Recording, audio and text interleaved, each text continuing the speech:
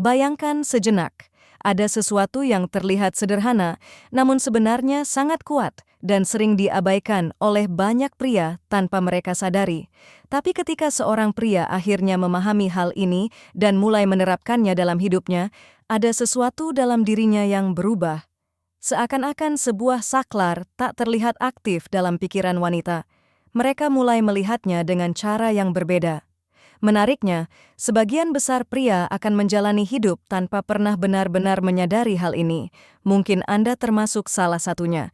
Tapi kalau Anda masih di sini, mendengarkan sampai sekarang, kemungkinan besar Anda tidak ingin menjadi bagian dari kelompok itu.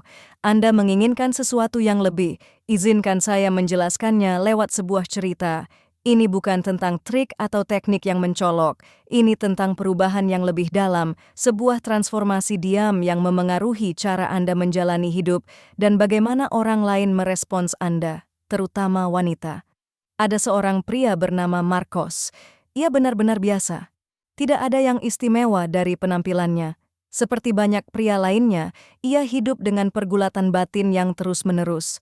Ia terlalu memikirkan pendapat orang lain. Ia selalu mencari persetujuan, pujian, perhatian, dan validasi.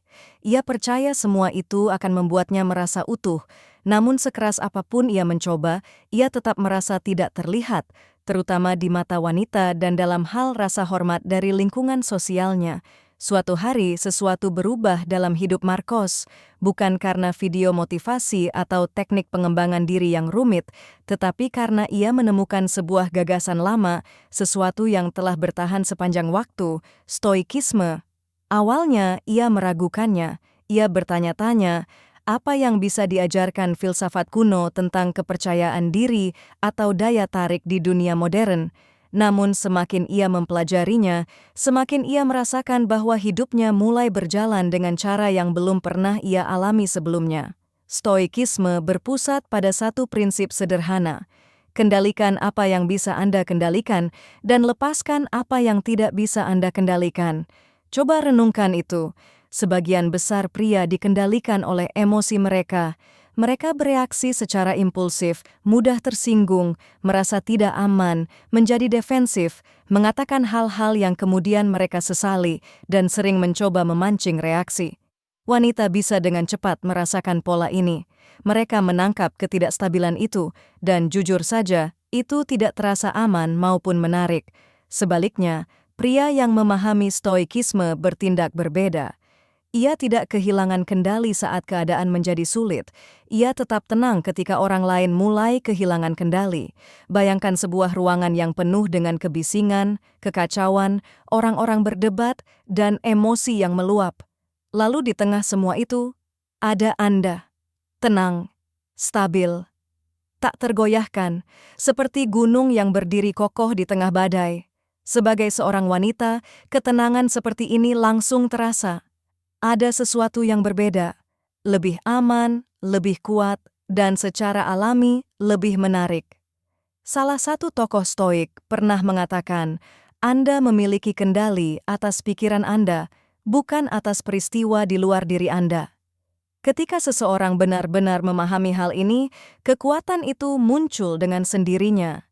Saat Anda berhenti mencari persetujuan dan mulai hidup berdasarkan nilai Anda sendiri, sesuatu yang besar mulai berubah.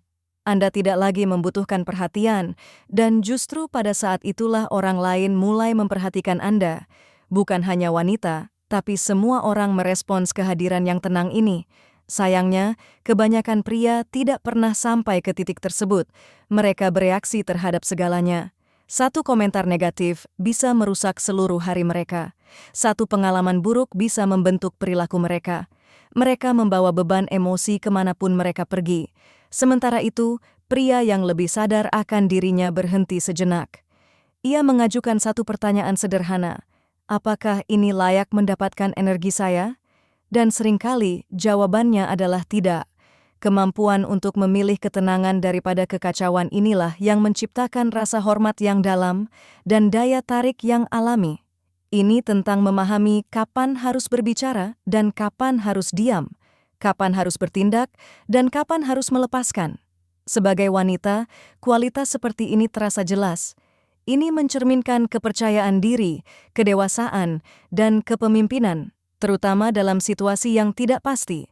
Marcos mulai menerapkan prinsip stoikisme setiap hari. Ia fokus pada tindakannya sendiri, bukan pada opini orang lain.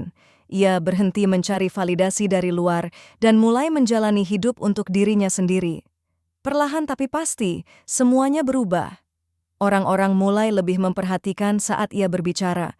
Wanita mulai merasa tertarik tanpa ia perlu berusaha. Ia tidak menjadi lebih keras atau lebih mencolok, justru sebaliknya, ia menjadi lebih tenang.